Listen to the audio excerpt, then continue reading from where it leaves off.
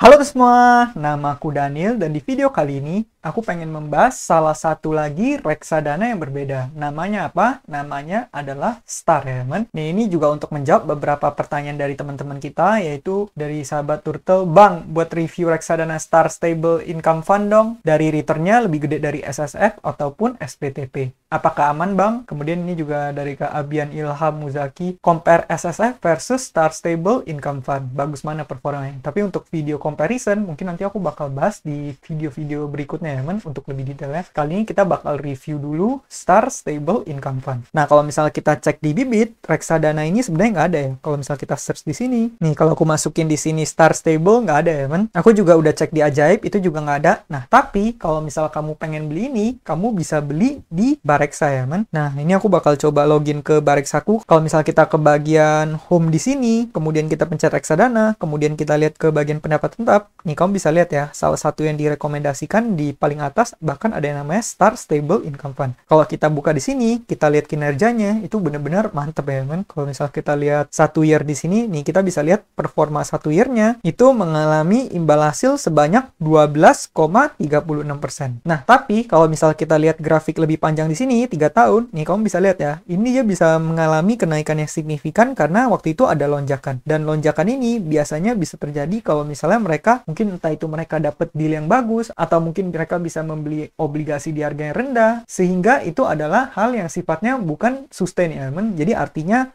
kalau misalnya satu tahun ini mendapatkan 12%, itu nggak menjamin di tahun berikutnya bakal dapat 12% lagi. Bahkan tadi kalau aku coba hitung, kalau misalnya mereka akan mengalami kenaikan yang sama dari beberapa bulan ini, maka harusnya per tahun hanya mendapatkan sekitar 7-8%. Tapi untuk angka segitu, itu menurutku udah oke banget ya. Nah, untuk mempertimbangkan Star Stable Income Fund ini bagus atau enggak, kita nggak hanya cuma bisa melihat performanya, kita juga harus melihat beberapa faktor lainnya. Contohnya seperti mungkin drawdown-nya, atau expense ratio-nya, kemudian isi apa aja, jenisnya itu reksadana apa, kemudian bagaimana manajer investasinya, dana kelolaannya berapa. Kita bakal cek di video ini ya, teman. Nah, sekarang kita bakal bahas dulu dari manajer investasinya. Kalau misal kamu pengen cek manajer investasinya, nih aku udah buka salah satu halamannya di sini. Di sini aku ceknya di Bareksa saja ya, teman. Karena Bareksa di sini lumayan yang paling lengkap. Kalau misal kita buka, di sini namanya adalah Surya Timur Alam Raya Asset Management. Kalau misal kamu pengen cek di OJK, nih kamu bisa langsung ke halaman manajer investasi.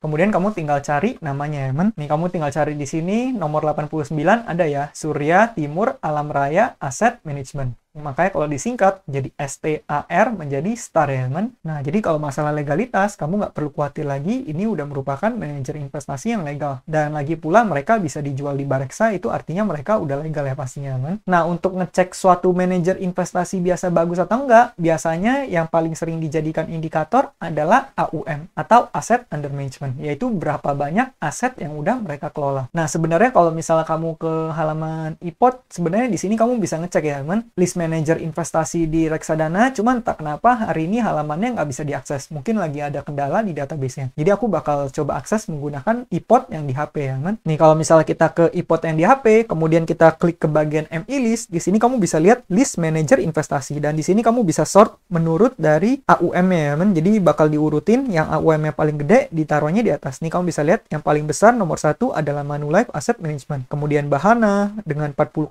triliun, Manulife tadi di angka 44,9 triliun. Kemudian yang ketiga Sukor Invest Asset Management. Ini yang lumayan aku sering pakai ya, men. Bahkan aku udah beli produk mereka 2, yaitu Sukor Invest Stable Fund sama Sukor Invest Area Super Fund. Nah, kamu bisa lihat total dana kelolaannya itu di angka 33 triliun dan itu 3 yang terbesar di Indonesia. Kemudian Sia Ilandra, kemudian Batavia Prosperindo, Trimega, BNI Asset Management, Dana Reksa, Mandiri, Schroder. Nah, apa yang bisa kita simpulkan? Yang bisa kita simpulkan, Star ini nggak termasuk dalam 10 yang terbesar AUM ya, men, untuk di Indonesia. Karena kalau kamu misalnya lihat, sebenarnya manajer investasi itu jumlahnya ada banyak banget ya. Dan kita bakal cek Star itu udah mengelola dana sebesar berapa. Aset under managementnya udah berapa. Caranya gimana? Kita bakal coba cari ya, men, yaitu Star. Aku bakal scroll lagi ke bawah di sini. Nah, kalau misalnya kita scroll ke bawah, di sini aku udah sampai ke pilihan Surya Timur Alam Raya Asset Management. Ini kamu bisa lihat, ini ada di nomor 24, di mana total dana kelolaannya itu ada di angka 3,3 triliun ya teman. Dan kalau misal kamu lihat di sini performanya bagus. Bahkan semuanya plus ya teman, 1 bulan, 6 bulan, yesterday, 3 month. Nah, sebenarnya kalau misal kamu pengen cek di halaman Bareksa, ini juga bisa ya. Kalau kita lihat di sini nih, kamu bisa lihat, ini aku udah buka halaman dari STAR-nya, yaitu Surya Timur Alam Raya Asset Management. Ini kamu bisa lihat total dana kelolaannya semakin lama semakin meningkat. Dan sekarang terakhir di angka 3,2 triliun sekian ya teman. Jadi kalau misalnya dari dana kelolaan, ini nggak termasuk dalam 10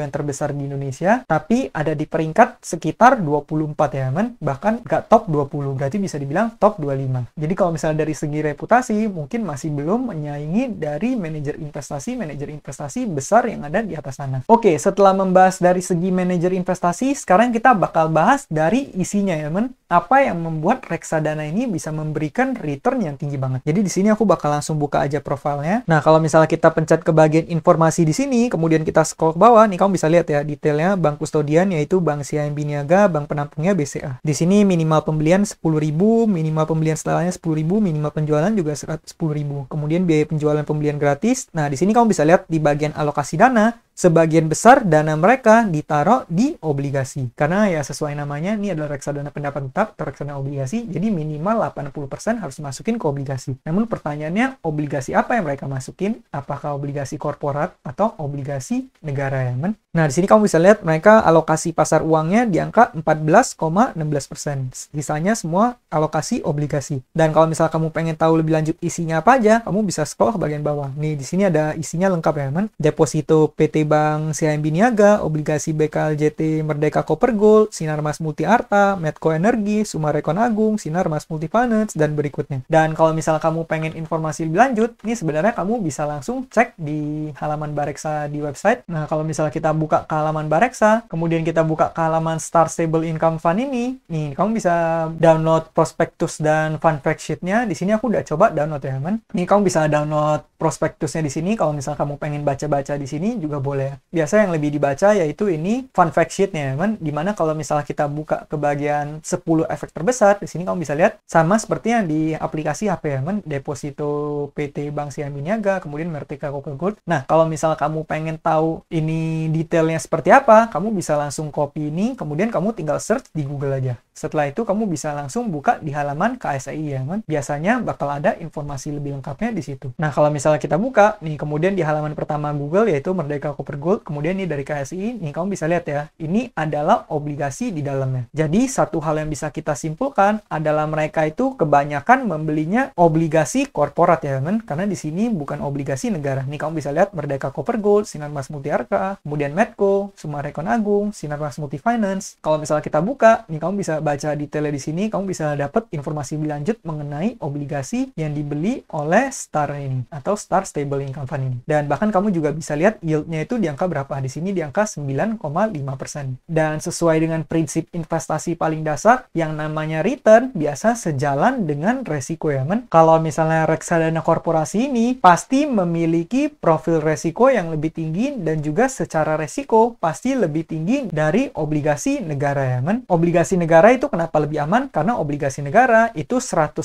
dijamin oleh negara. Tapi kelemahannya dari obligasi negara biasanya itu karena mereka diperdagangkan di pasar sekunder, otomatis mereka memiliki harga yang lebih sifatnya fluktuatif ya, men, dimana mereka pasti lebih ada naik turunnya. Karena kalau misal kamu bandingin, biasa reksadana yang obligasinya kebanyakan membeli obligasi korporat, itu biasa pasti memiliki harga yang lebih stabil ya, men.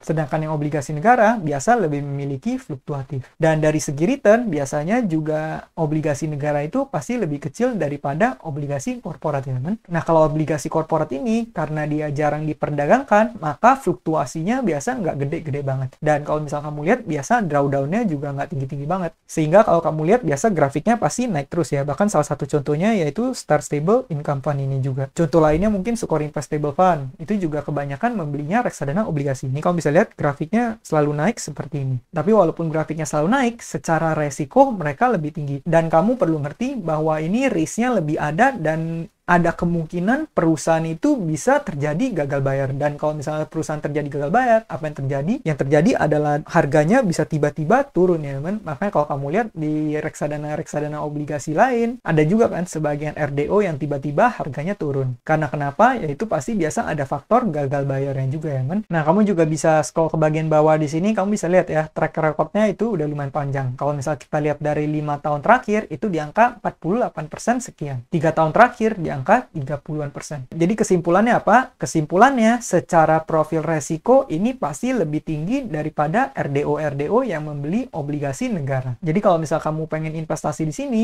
pastikan kamu pahami dulu resikonya ya men. Tapi kalau misal kamu tanya, apakah ini reksadana yang menarik untuk dibeli atau enggak? Menurut aku pribadi, ini sangat menarik ya men. Bahkan aku pribadi mungkin juga akan masukin sebagian danaku di sini. Kalau misalnya aku memiliki spare cash yang berlebih. Jadi kalau misalnya teman-teman tanya, apakah boleh berinvestasi di sini? Menurut aku pribadi boleh, namun kamu perlu ingat, kamu perlu melakukan yang namanya diversifikasi supaya resikonya nggak menjadi tinggi banget. Kalau saranku pribadi, mungkin kamu boleh diversifikasi danamu. Mungkin sebagian taruh di SSF, sebagian taruh di mungkin di Star ini, sebagian lagi taruh di SSSF, kemudian sebagian lagi taruh di Dana Mas Stabil, sebagian taruh di SPTP, mungkin sebagian menggunakan platform-platform investasi lainnya juga. Apalagi bagi kamu yang udah memiliki dana kelolaan yang besar ya men. Kalau misalnya dana kamu masih belum terlalu besar, katakan masih mungkin di bawah 50 juta atau di bawah 100 juta, mungkin menurut aku nggak perlu sampai diversifikasi gimana banget. Tapi kalau misalnya dana kamu udah mulai besar banget, udah kelola sampai miliaran atau 2 digit M, mungkin ada baiknya kamu melakukan diversifikasi untuk minimalisir resiko. Walaupun sebenarnya dengan kamu membeli satu reksadana ini sebenarnya udah diversifikasi ya men. Nih kamu bisa lihat manfaat produk reksadana ada diversifikasi. Karena kenapa? Karena secara nggak langsung ya manajer investasi ini udah bagi aset kamu ke dalam berbagai macam obligasi korporasi. Sehingga kalau misalnya katakan ada satu perusahaan yang gagal bayar, ya ini artinya mungkin yang hilang hanya berapa persen. Nih katakan di sini salah satu obligasinya Summarecon Agung. Katakan kalau Summarecon Agung di sini gagal bayar, ya portonya hanya akan kehilangan 5%. Nggak langsung 100% kehilangan danamu, nggak seperti itu ya men. Dan kalau misal kamu pengen yang lebih aman, mungkin kamu boleh berinvestasi di instrumen yang sifatnya lebih rendah resiko. Contohnya di reksadana obligasi yang beli obligasi negara, atau mungkin di reksadana pasar uang sekalian yang kebanyakan isinya adalah deposito ya men.